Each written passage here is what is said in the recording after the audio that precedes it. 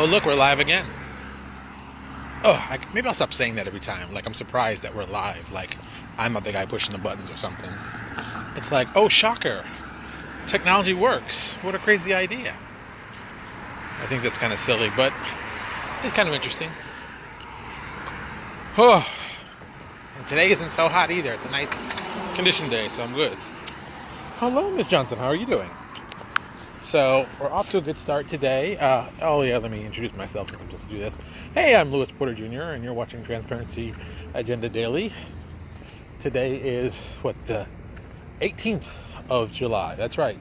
The 18th of July, here in lovely sunny Florida. Hey, Brian. What are the cool things that are going on? Oh, well, one more month. Lucas will be back in school.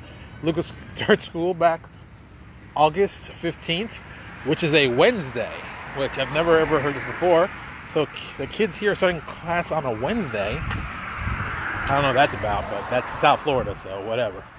But, that's why he's got one more month of vacation to enjoy all the fun, then back to schoolwork. Which doesn't make me happy, because now that means I get homework. That's the disadvantage of being a parent. You get homework for your children. It's like, why do I need homework? I did homework. That's what I went to school for. Why aren't they doing homework? But I digress. These things do happen. But it is a lovely day. I know a lot of people are getting ready for... Hey, Jay. A lot of people are getting ready for Comic-Con. That is this weekend. So I'm sure I'm going to hear a lot of information of stuff coming out. I probably won't... I'll try to talk about some of it over the weekend. I might hear something that'll be like, oh, did you hear this?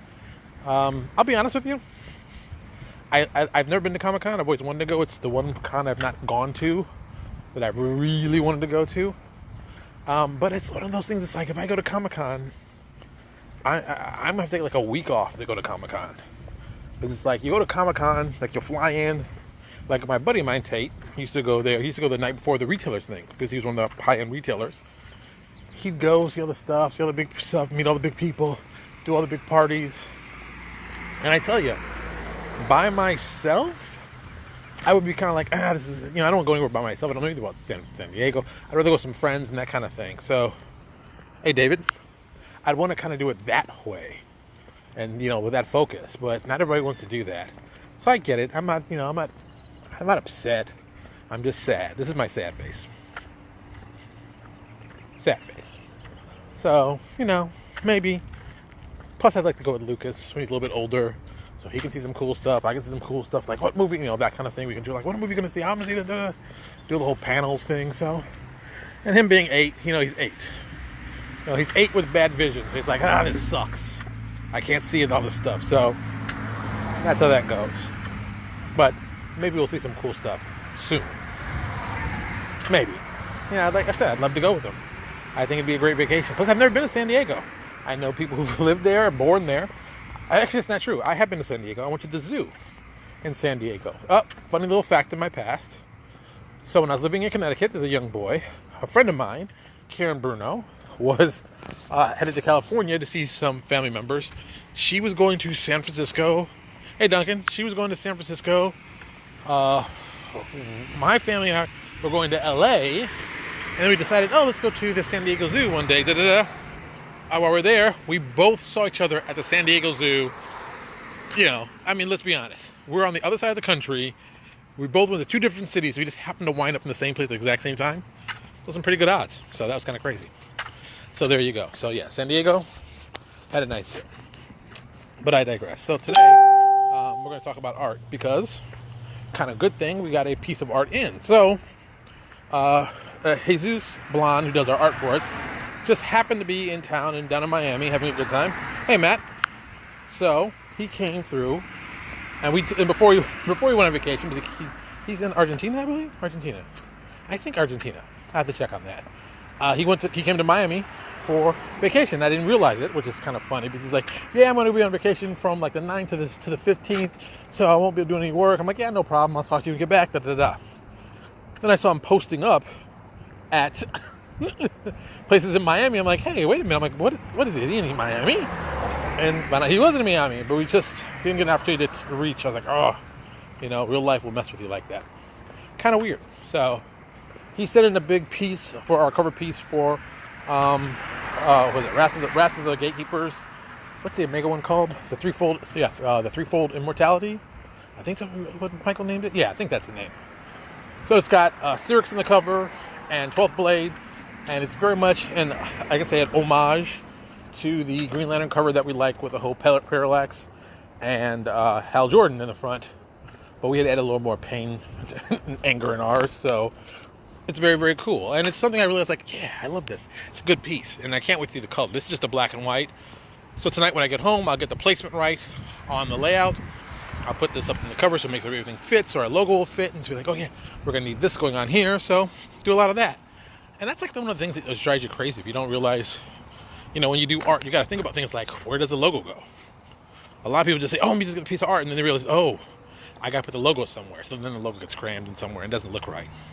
I'm very much against that, but that's because I'm a graphic designer and I'm always like all picky about where does the logo go. Sounds silly, but it's important. All right. So today we're going to talk about stock art, because two things happened to me this week. One got me upset, and one was kind of like, okay, I'll take it as a positive thing. Hey, Jeff. So the weird thing that happened this week, I'll start with the one that I'll go with the one that I say is negative, then I made it positive. So everybody knows I've been selling stock art for artists for years and years. I was probably one of the first guys who really did it like hardcore. And even back then, I had so many people going griping of like, why are you letting this guy sell your stock art? And it was a thing. I never understood why it was such a thing, but it was a thing. It was what it was. I get it. I'm not going to get mad about it. I'm just going to accept it. Keep moving. But this week, insects, of course, this week, some dude on my regular RPG Now page was criticizing why our newest artist was working with us. And normally it's kind of like, you know, a positive thing. You usually get positive information of, hey, this thing's going on, you gotta check this out, it's a good deal. But this time was not that. This time was kind of the opposite of that. This time, people walking by, this time it was very kind of a negative thing like, oh, I can't believe you're selling stock art like online with Lewis Porter. I don't understand why you're not selling it direct. It doesn't make sense to me. So this happens a lot. I'm used to this conversation. I'm used to this one. I have the speech down to a perfect thing that sounds perfect. But once in a while, it kind of hurts my soul when I hear that. Because to me, it's like, you know, after 18 years of selling stock art, you think I would have had a good name out there as a good guy to sell stock art with. But still, some people get the whole mindset of, well, you could sell it by yourself and make a better percentage. Which is true, you can. But here's what makes working with me a little bit better than I say most people. And this will also continue with the second story. So, when I get an artist for stock art, I usually will approach an artist directly. I'll be like, I'll find somebody I like. I'll see that they have a large portfolio. And I'll come to them, I'll just bluntly ask, like, hey, are you interested in selling some of your art as stock art? And some guys are like, yeah. Some guys are like, it all depends. Not a big deal. It's okay. And the way I've set it up for myself that works the best for me, now this is mine, this doesn't work best for you, but this works best for me, is that we split the percentages are split just like this. RPG Now, is that a coconut? It is a coconut. RPG Now takes 35%. That's their cut. That's just what they take. I'm not exclusive with them. Being exclusive, they take 30, but 35. I want to be non-exclusive. They take a bigger cut. My side, what I do, I take 10%. That's it. I take 10%. When it comes to art, I'm not really doing anything but promoting it. So I don't think I need to take a whole big lump sum of it. I think 10% is reasonable. It keeps me motivated to want to do cool stuff and keep pitching it. While at the same time, I don't cut into the artist side. Now the artist makes 55%. It's a good percentage. You want to see everybody's chopped up so you see, this is the total transparency. So here's something else that I do. I specifically sell an RPG Now for this one reason. This is the most important reason. So when the products get sold, the money gets deposited in both of our accounts, really all three of our accounts. RPG Now gets their cut, I get the sale from it, and then my person who's working for me, the artist, gets a freelancer percentage, his 55%, sent to him directly. Now, All this money is there. It's sold. It's been sold. It's there. It's not going anywhere. I can't interfere with the percentage. I know once I say the percentage what it is, that's what it is. That's what's consent. And it's perfect because I don't get paid until we sell anything. The artist doesn't have to wait forever to get paid because he gets paid when he sells something. So we're both kind of in that great motivation of, hey, the more we sell, the more we get paid.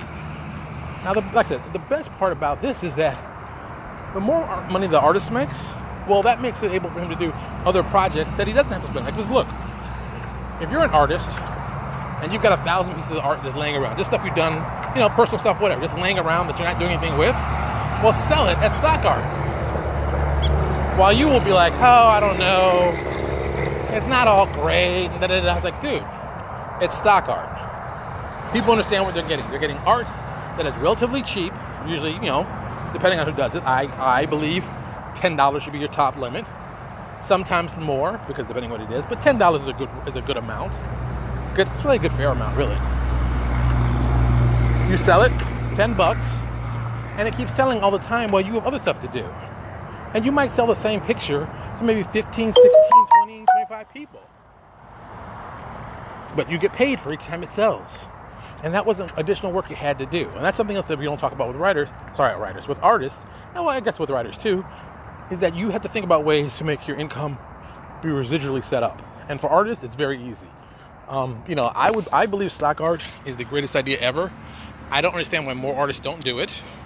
If I was an artist, look, let me tell you right now, if I could draw, I would put all the other artists out of business. Even if I wasn't a great artist, I'd put them out of business. But I would approach this in a very methodical, business, marketing focused way. People want art. They need art. You sell cool art, they're going to pick it up. That simple. And like one of the easiest ones to do, what I would do like all day long would be character designs. You put together like 8 pieces of art of character design. You put $10 in that bad boy, bam. You can sell that all day long. And you make like 5 women, 5 male, all different types in specific genres. Maybe you want to do one for horror. A lot of people don't do that. A lot of people don't do horror specific stock art. Horror is a very popular genre. Horror is like one of the most popular genres in existence, but people don't build stock art for it. Or they don't do enough stock art, which I don't get. Sci-fi, another big hit. You see some of that, but not a ton of it.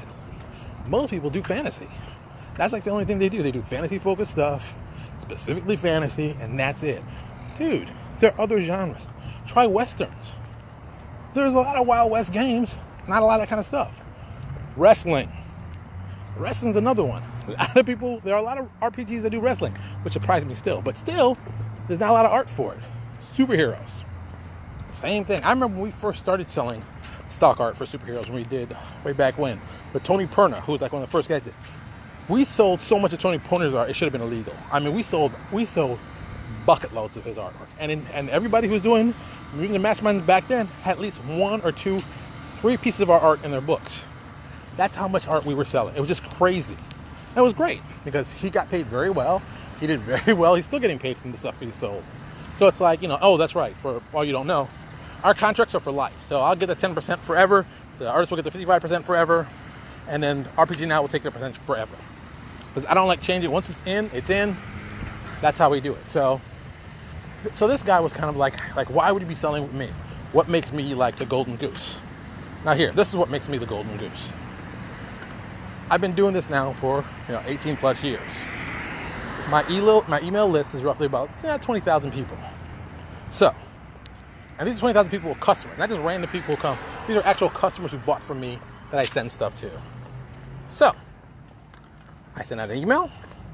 Hey, we got a new piece of art. I send out to people who've already bought from us, people who are already interested, people who are already fans, and they get it. And then, as anyone will tell you, I blast the emails on Facebook, Instagram, everywhere, so people can see. And I'll show some pieces of art that's like, oh, some sample stuff. And then we go. And that's it. That's it. That's the moneymaker. Because I have the numbers. Because I spent the time developing this over time. Look, not many people can go, hey, look, I'm going to send out an email about your project to my massive email list, 20, 30,000 people. And boom, you go. And this works the same thing. This is why this is kind of where you have to develop getting customers. That should be your main focus. But getting customers who are repeat buyers is really what you're doing. And that's what I have. I have tons of people who are repeat buyers, or people specifically who are looking for certain types of art. That's my focus. That works well for me. And, when you have, oh, good Lord, somewhere near like 100 pieces of, 100 pieces, actual products of stock art of different genres, I know stuff that people can sell. Plus, I have stuff that people have not done, which I still don't get. Like, here's one that drives me crazy. And I tell you, this is why I'm mad, because I'm not an artist. I don't understand why someone out there has not done flying ships or sailing ships as stock art. Because let's be bluntly honest, and a lot of people will go, oh, I didn't think about that. Doing maps is incredibly expensive. The other big problem with maps, and this is like the serious problem, maps are like a one-off art piece. You fire it off once, you probably won't use it again. Because, it's amazing when you think about it. It's like, oh, wow. You do a map for a location, it's for that location. If the location is general, like if it's a bar or something, then maybe you can fix it up and change it up. But most maps are one-shot-off maps. The guys who do maps get paid very well, but it's a very specific type of map, has a very specific type of look, that kind of thing. And I'm talking about rooms. I'm not talking about, like, world maps. Well, you can think about that too, but we'll start with rooms and vehicles. No one has done, well, let me phrase that. I'm the only person I know that has a stock art for a flying ship.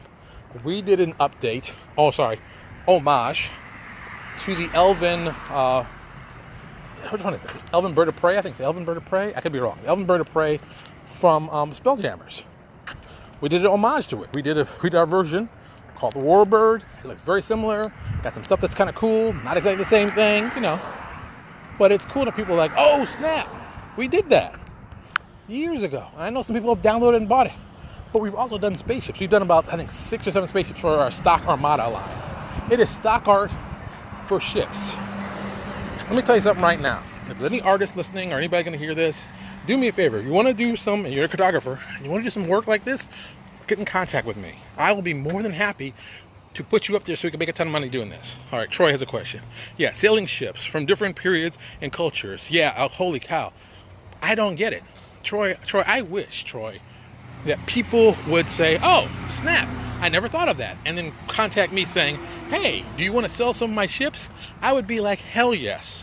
And we'd market the hell out of it, and we'd make $1 bazillion. Well, maybe not $1 bazillion, but a whole bunch, because let's just be blunt. Okay, let me put a different spin on this so you guys can get really impressed. So, you make a ship for stock art.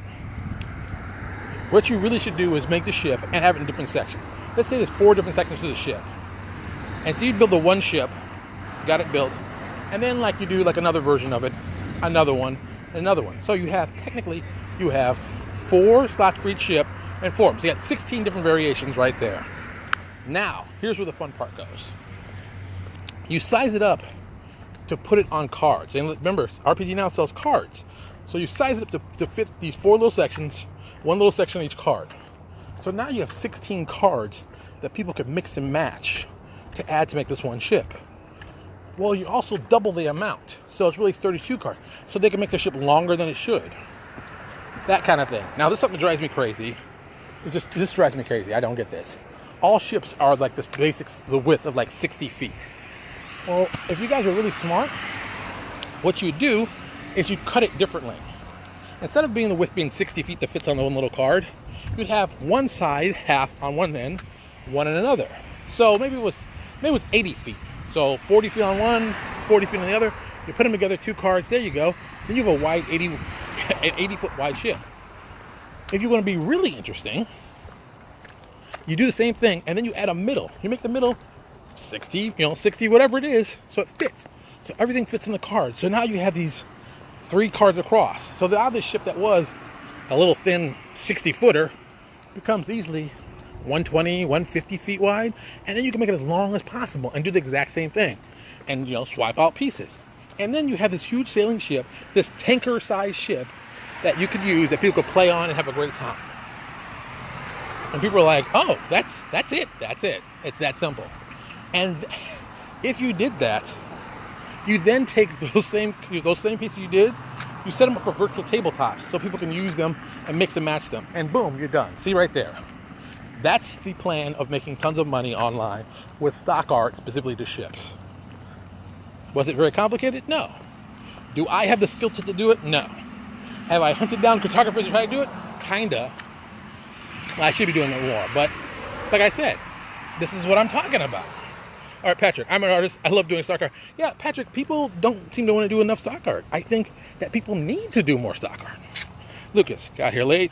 Don't be going to rewatch this. See, it's okay to get it late. Like I said, the information will be out there. I'm putting it out here for free. So yeah, I mean, stock art. If you're an artist, do it. Don't even think about it. If you're not sure, if you don't know, look, if you don't know enough about it, go to me, go to somebody else, find someone to do it else for initially. I said, once you sign with me, you're not trapped in me. You can leave and do stock art with anybody. But if you want to test it out and say, hey, let me try out and see what it does here, and see what works. Oh, this is working. I'm building my own fan base. Well, maybe I want to do it for my own website. Well, do it. I'm not going to complain from that. Because once again, when we work and it makes money, we both make money. So why would I complain? How dare you leave me when I was selling your stuff and you could make more money? Of course, if you want to make more money, yeah, knock yourself out. Come on. Oh, see Patrick right there. See Patrick hit me up with it. See, that's how you make money. I told him what I wanted. He says, hey, hit me up because I think we can do this. I think any of this stuff is a good idea. I want to, as always, to tell people, if you want to contact me, feel free to contact me. Ooh, bug's biting today. Feel free to contact me at my email, lmpjr007@gmail. And for anybody who say, well, I don't know, I'm a little scared. What if I don't get paid? Look, I've been doing this long enough. People will tell you. There's many things I will do. Screw people over money is not. You can trust me with your money, but not maybe your life, and probably not with your wife. Don't trust me near your wife. We don't want to cause any problems. Just say, keeping it real. But I just think that most importantly, that you can do cool stuff. All right, now back to the second part of the whole thing that I just ran a rampage on. So the second person, one of my artists came to me and said, hey, there's somebody who wants to sell our product on their site, and they want to take a 20% cut. Now, 20% is, of course, less cut than what RPG Now is taking. And initially, I thought about it. I was like, nah, it's not a good deal. And now I'm kind of rethinking it, because my thought process is, look, selling everywhere is okay. If he sells on that site, he'll pick up an extra 15% cut for himself. I'll still probably have my 10. He'll have that, and maybe depending, we might do something special. Maybe I set something up that I build a line for him by himself that he can use that line to do his stuff, and he still makes money. Maybe I don't take a cut at all. See, that's the thing. There's so many different options you can do this with, and so many different ways you can approach this. It's all valid. And it goes back to even the simplest thing. 10% is all I'm looking to take. That's my cut. Why is it that low? Because being from a purely marketing standpoint, it's in my best interest to help market them. The more they get marketed, the more impressive they look, the more they're going to remember, oh man, I work with Lewis. You know what he did? He made me a bunch of money. He always treated me fairly. He'll help get me gigs. That alone will get you interested by other people. I mean, look, I've had tons of artists I've worked with who are now, say, high-level guys. But I can still go to them and say, hey, can you do me a huge favor? This thing having a problem. Like, sure, no problem. Because I helped them out when no one knew who they weren't getting a lot of work, and I kept promoting them everywhere I could.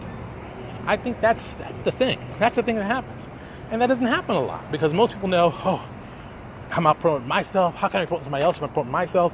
That's why I flipped it. I mean, being doing this as long as I have, I'm able to do that. I'm able to look at this a little differently and give you a different perspective.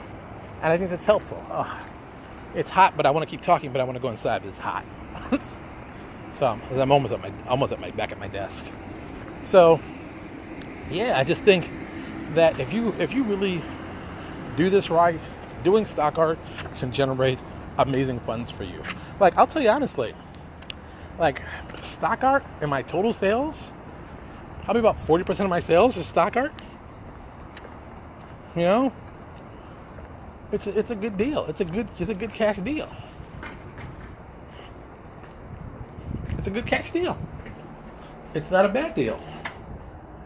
Would I like to sell more stock art? Of course. The more stock art I sell, the bigger percentage I get, the more money I make. Yeah. But also, it makes my artists happier. Ooh. Sit down, it's hot. Get to my office, sit at my desk, have me a drink or two. Okay. I won't deal with that right now. That's something boring. But yeah, so if you are, I did drink it all. Oh, look at that. Gotta eat my oranges. So yeah, if you're an artist, do stock art. If you're a publisher, do stock art. If you don't know how to do stock art, figure out how to get in touch with people, how to help market them, and do stock art. Because once again, people come to look at the stock art, look at my other products, and I might get sales that way. That's what you got to see it as. People looking at my artwork will also possibly get some more work and more money by doing it. So there you go. That's why you need to sell stock art. I guess that's it. I've said it a million times. You need to sell stock art. You need to sell stock art. Maybe I'll do one where we talk about like little tricks I use to help sell stock art. Stuff you maybe never heard of. That's like, oh, I never thought about that way. But yeah, but I tell you right now, right off the bat, do ships. Do sailing ships. If you know, if you're a photographer or if you know somebody, tell them to do stock art. You just do stock art ships. Like I said, start with like one simple ship. Do 4 variations of it.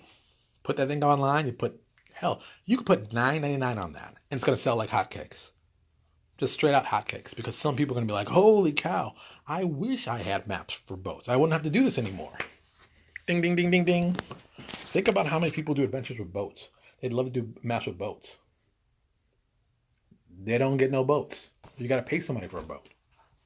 As a publisher, I would love to do some stuff with boats. Oh my God, but boats are expensive. I can't, boats are, doing cartography is almost as expensive, if not more expensive, than doing a map. And maps are tough enough. And you hear me complain about those all the time. But start with that cartography. Do ships. Then you can go view places. I mean, like I said, I don't understand why there are not people doing like inns and keeps, because they're all basically the same. You can put any variation you want, but just Spacebook. Look, Lucas, I have maps for starships right now in our stock armada. They're there. There's people who are doing it. There's not enough people who are selling it. I tell you, the guy who should be selling them like crazy and doesn't do them, which I don't get it, but I get it, but I don't get it. Skeleton Key, Ed Burrell, who does, I think he's a marketing guy. I think he's a main marketing guy over at Privateer Press, War Machine. He did stock art. Well, not stock art. He did spaceships for years, but he never sold them as stock art, and they're all beautiful. And that's why I was like, should I sell that as stock art? The guys, it's 0 Hour now, but it used to be Kyren at 0 Hour Studios. Their maps, they do beautiful sci-fi stuff. They should be selling that as stock art. He should be doing a line of stock art. If he did a line of stock art, he'd make a ton more money. Because maps, as great as they are, that's lots of fun. Stock art is more useful for people in general because they want to use the stuff. And if you make it for virtual tabletop, you've won one. Oh, I wish I had a virtual tabletop that did space maps. Well, now you do. Ta-da! And no one does that. No one has that now. No one is doing maps like that for virtual tabletops. It's a great way to make money. Oh, speaking of, I got to get in touch with those guys. I got an issue that I fix. See what happens. All right, I'm getting out of here. I got some more stuff to relax. I'm going to go back to work and then finish my day off. But I hope you enjoyed this. I hope you found this information informative. On Friday we'll be probably more publishing and stuff, of course. But, maybe I'll talk about some other cool art. By then, we might have some more cool art to talk about. Or maybe something has happened that I want to show you how you can make some more money. See, it's not really that difficult. Just about making some more money and making some cool ideas. All right, I'm out of here. You will have a wonderful Wednesday. Thank you as always for watching, and I will talk to you on Friday. Yeah, Friday. Talk to y'all later.